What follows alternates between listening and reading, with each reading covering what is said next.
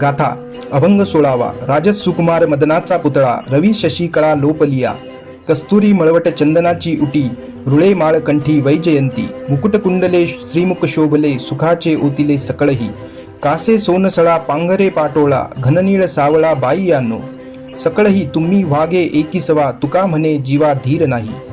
जगद्गुरु तुकाराम महाराज म्हणतात, राजस सुकुमार असा हा विठ्ठल म्हणजे जणू मदनाचा पुतळा आहे. सूर्यचंद्राच्या प्रभा त्याच्या तेजात लपल्या आहे. त्याच्या कपाळी कस्तुरीचा मळवट भरला असून अंगावर चंदनाची उटी लावलेली आहे. गळ्यात वैजयंती माळा आहेत. मस्तकावर मुकुट आणि कानात कुंडले असलेले सुंदर रूप म्हणजे जणू सुखाचे आगर आहे. त्याने कमरेला जरीकाठी पितांबर नेसले आहे. भरजरी शेला पांघरलेला आहे. बायांनो, असा हा विठुराया सावळ्या रंगाचा आहे. जगद्गुरु तुकाराम महाराज म्हणतात, तुम्ही सर्व बायांनी एका बाजूला व्हा, माझ्या आड येऊ नका. श्रीमुख पाहिल्याशिवाय माझ्या मनाला समाधान लागत नाही. विठ्ठल विठ्ठल विठ्ठल विठ्ठल विठ्ठल विठ्ठल.